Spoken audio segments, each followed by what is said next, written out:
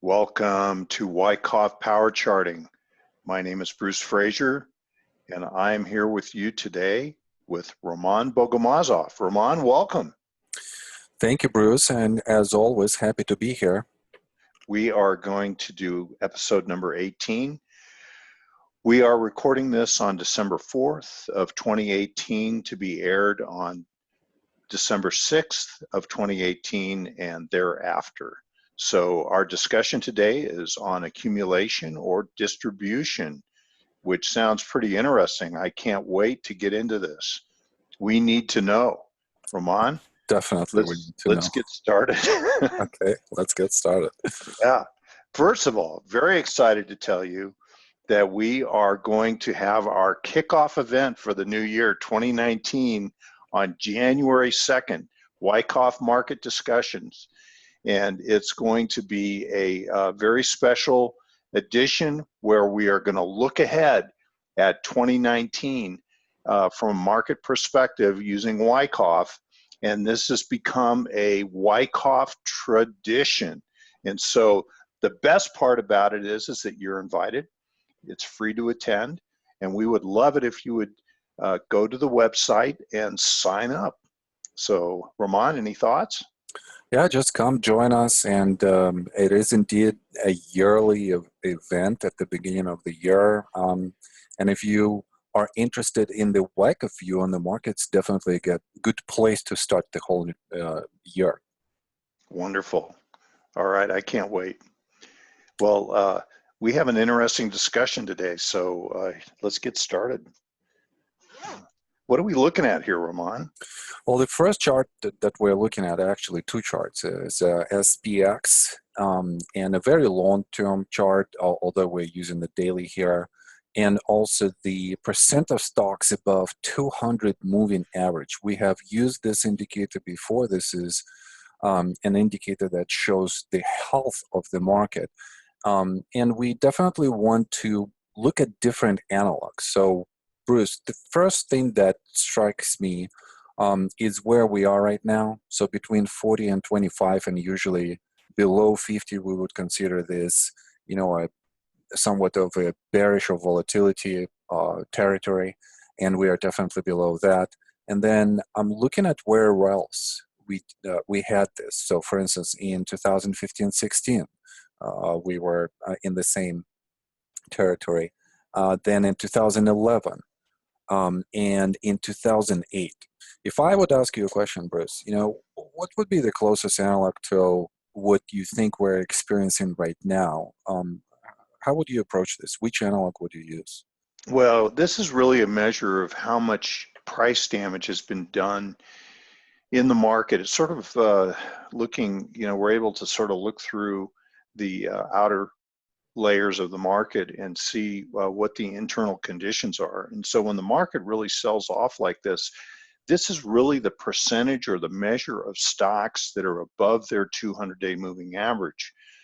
And when you have a large plurality of stocks below 50%, that means that these stocks are in downtrends, and that the plurality of all these stocks in downtrends weighs the market down, and it causes the indexes to go into downtrends.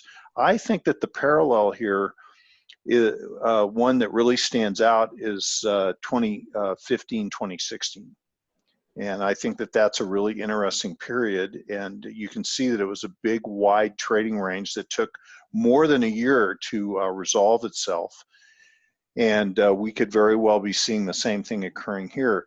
Now, one thing I'd like to point out that we can see almost with all of these oversold conditions is notice how you have a low and then a test, which is a higher low, that forms in each one of these areas. And they can be very subtle, very difficult to see. You certainly can zoom in and look closer, which we kind of will here in a minute. But that's what we're doing right now, is that we have a low and then a higher low forming, which gives us some reasons to think that we should have tactical plans for the possibility that this market could pivot up from this oversold condition. Roman? Yeah, and I'm thinking that in different contexts, this type of rally could have different price structure. So, for instance, in 2015, when we had that type of divergence, high or low on the percent of stocks, and then a divergent, well, actually, maybe even a confirmation here, or a slight divergence, we had a really good rally up. But then look into the context of the bear market in 2008. We had the same type of high or low test. And then on the percent, we're seeing a really, really significant rally. Yet on the price action, it was comparative to what we've seen before. It was not that great. And Bruce, I'm thinking this is just the context definition of either a bear market or more of the rotational model. Mm-hmm. Well, we're looking at a situation here where we have a long period of time where this indicator is making lower highs. And so there's a lot of time that's been spent with deteriorating momentum. And so each one of these lower peaks is a sign of that. And then eventually it gets resolved with a downtrend of some magnitude. We have been in that experience right now. And now the big question is whether or not we can stay above the January, February lows of early 2018, or whether or not there's going to be a breakdown. And your analog, which goes back to 2007, with that rally attempt, shows 2007, 2008, shows that we're about in the same area of oversold now as we were then. So it's going to be very interesting for us to gauge if there is a rally here with this divergence is forming. It's going to be very interesting to see the quality of the rally that comes here, which could be very telling. One more thought, Bruce, on this. I'm thinking, you mentioned this analog right here from 2008, and I'm thinking, again, it's very crucial for us to identify the context and then to maybe even talk about different scenarios, right? So we mentioned in scenario number one, could the price overcome the latest bar, and for some reason I don't see this bar, but today's bar was quite significant to the downside. Could we overcome that and under the scenario number one have that rally that will be shown to us both on the momentum and also in price? Or would we have the context where maybe under some bearish scenario we're going to have some kind of trading range, and then if into the end of the year we have some selling, then just a total collapse? And we definitely have enough catalysts right now in the market to create that type of general capitulation where everybody just want to get out. So I wonder, which scenario is going to happen. And obviously, for that, I think that we need to look at the short-term picture as well. Well, let's do that. This is such an interesting chart because this is the same idea as the prior one. The difference being that we're looking at stocks above their 50-day moving average. So we're looking at a shorter moving average, much more sensitive, and therefore we can see divergent behavior much more effectively on the shorter term. And so we can use this for like trading tactical analysis. And so you can see here, look back at early, look at February and March. We have a low in the indicator. You read it pretty much the same way as the other one. It's just that it's more sensitive. Look at the higher low. So you have a higher low from the February low to the late March low on this indicator. And then look at how the market came back down, tested it. It also made a higher low, but it was saying that the number of stocks that are below their 50-day average is shrinking. And that is a positive divergent behavior that says that stocks are being bought and held up at a higher price above their moving average. And so more of them. And so here's a setup for a potential rally. We have a similar thing happening now where we have, look at this, we have a low and then two higher lows. during this period. This is a reason to have in mind that the market may be repairing itself internally at least enough to be able to have some kind of a shorter term rally.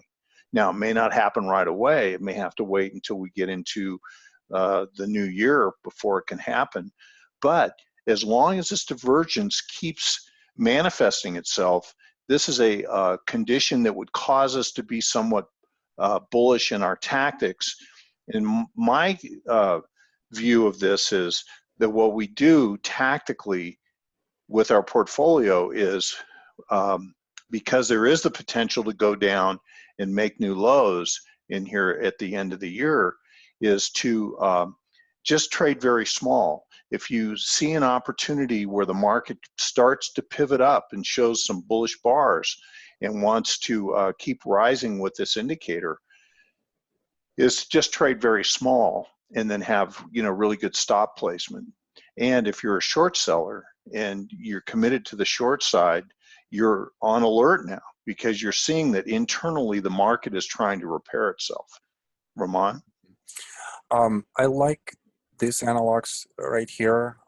They look somewhat the same. They're both creating the apex formations, and usually apex formations is all about waiting, being inactive, you know, having some doubts as to how to commit their portfolios. And I'm obviously talking about the money managers with a lot of money. So they are waiting.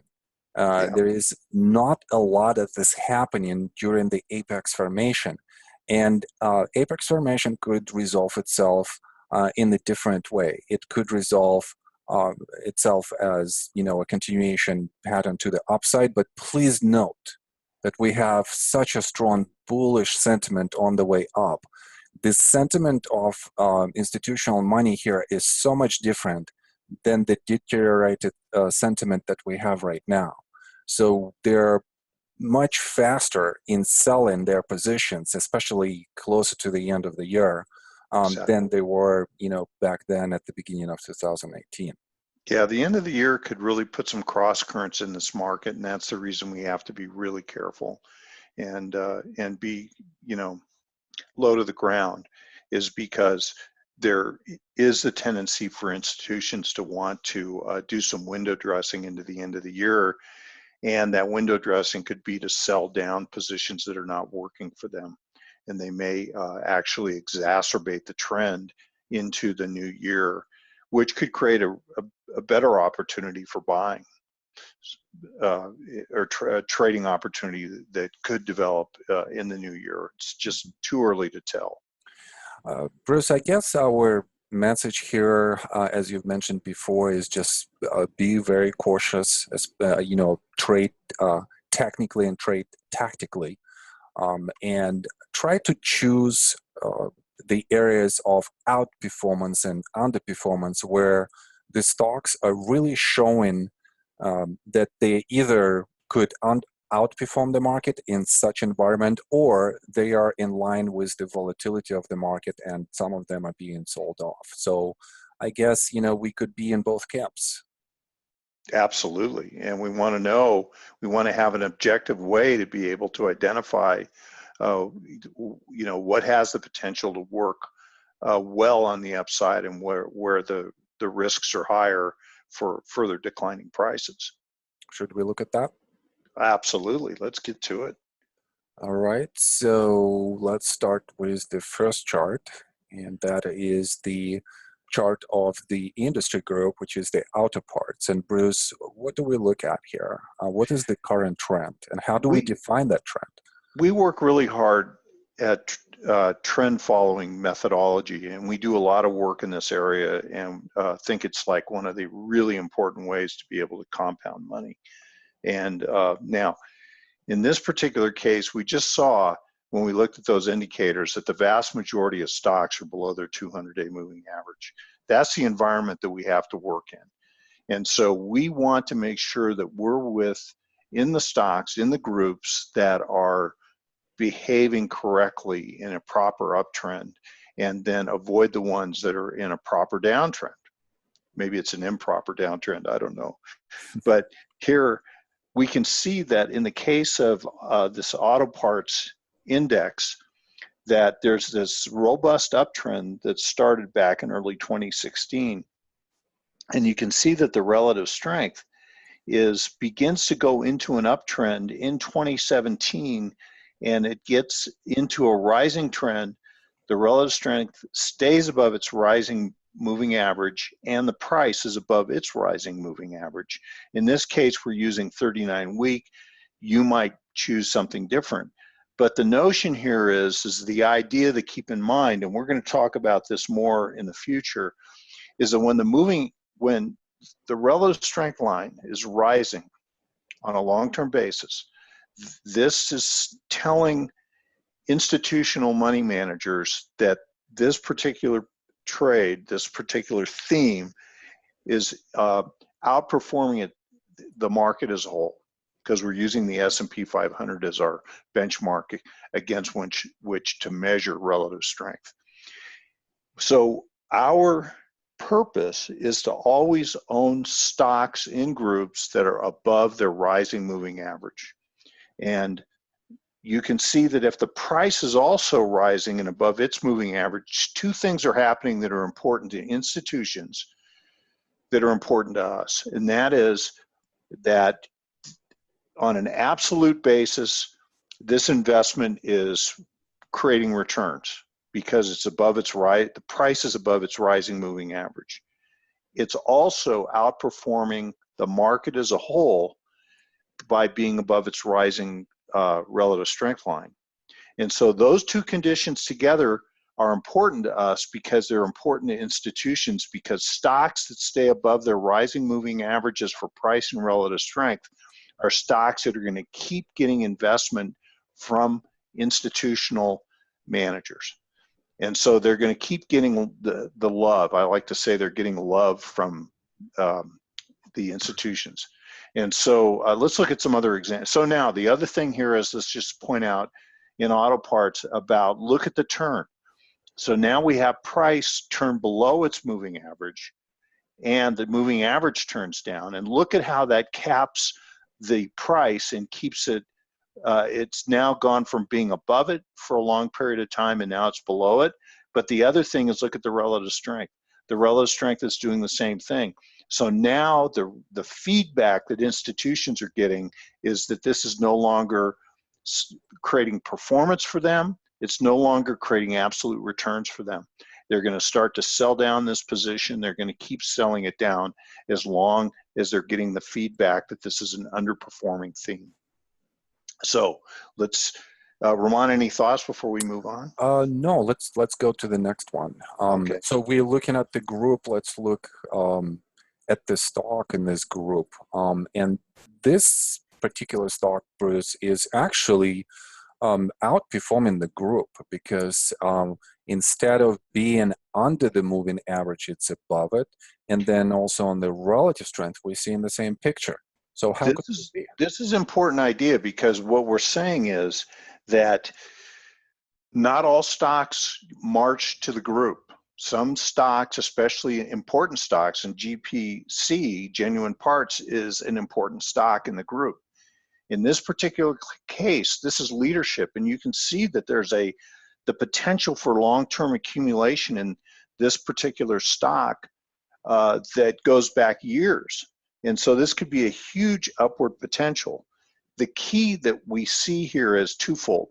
One is we want to avoid the stock as long as the relative strength is in a downtrend below its declining moving average. And so we can see that taking place here. Look at the persistency of that decline. It just goes and goes and goes. There's about 1.5 years of this. And so we want to avoid the stock until it starts to have relative strength uptrend, which you can see that now in 2018, genuine parts is now above its rising moving average for relative strength and price. So they're in gear. This is an in gear situation, price relative strength. Genuine parts is giving institutions positive feedback that it's working. It's a theme that's working, even though it's in an industry group that is not working right now. So that causes us to be a little careful, but this is exactly what we're looking for.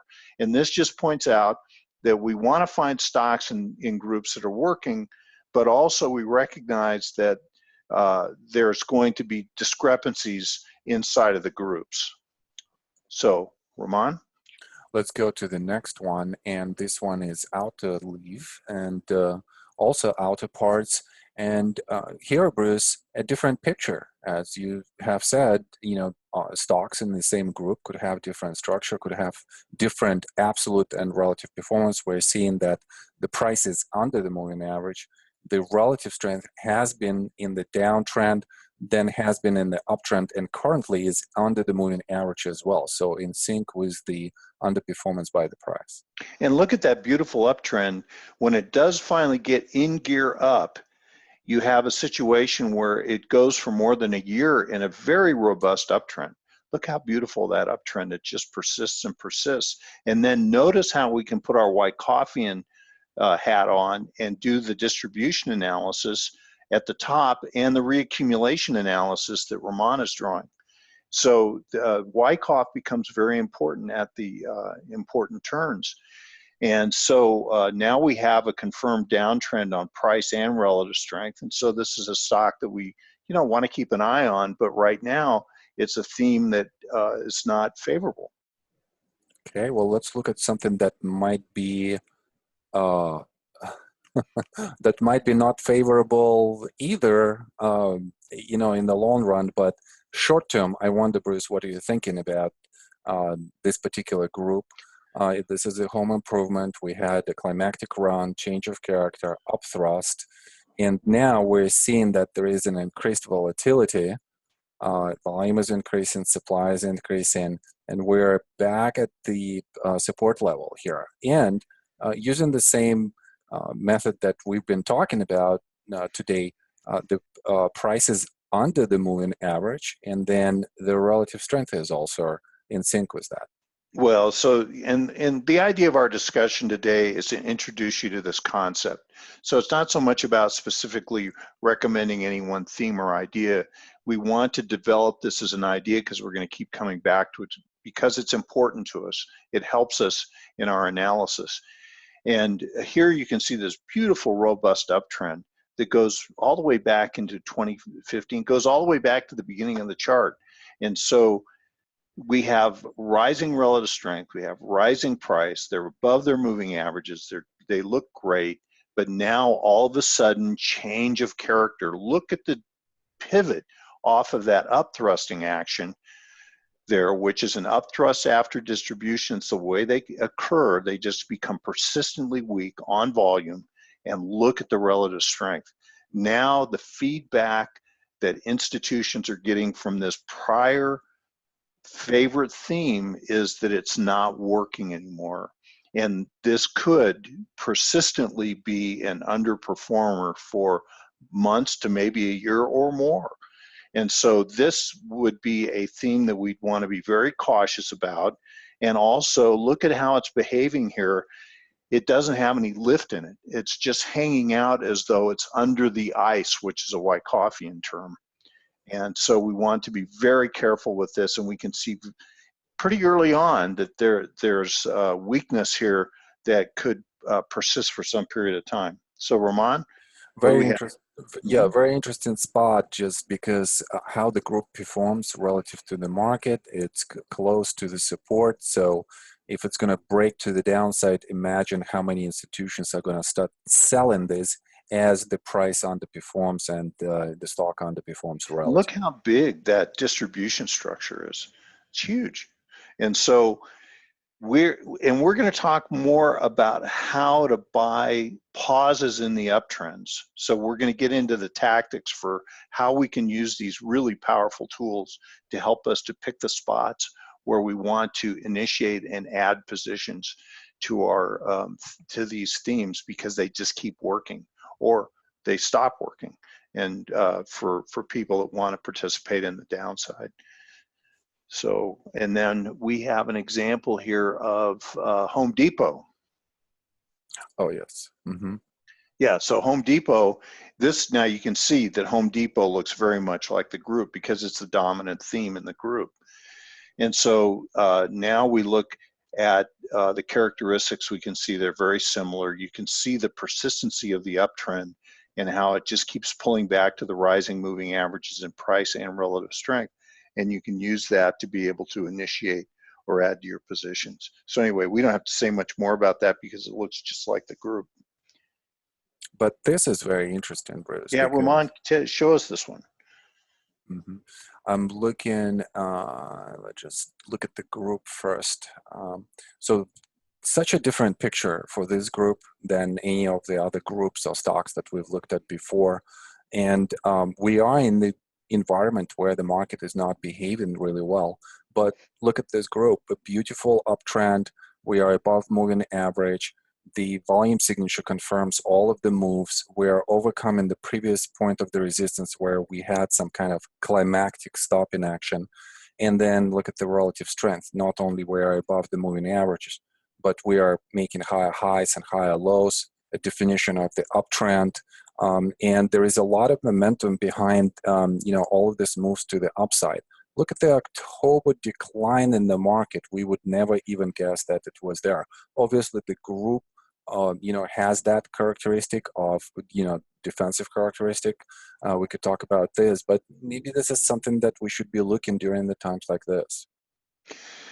I want to point out that notice how when you get everything lined up in a bullish way. So if looking back at 2016, and you can see that you get a confirmed uptrend, price, relative strength, that all of a sudden the rally, the trend becomes dynamic. It starts to really accelerate and just go, go, go. And this is exactly what we're attempting to coordinate with these two ways of looking at the trend of the market. And so here you can see it happening again in 2018, where they get in gear on the upside and they would start rising and it becomes dynamic. Look at the dynamic quality of the rally that occurs after that. And that's because these institutions are just in love with this theme because it's working for them. Okay, we have one more stock, I think. All right. And it's Ramon, take it away.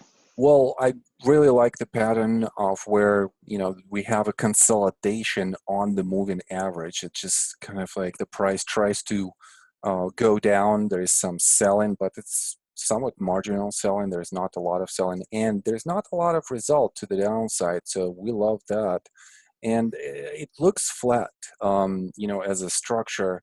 And we like that after the big rise, from the previous low. So a lot of the bullish characteristics here, also, with the lower volatility, and we're breaking to the upside. And look at this, guys, we are doing the same with the relative strength, so which is a really good sign.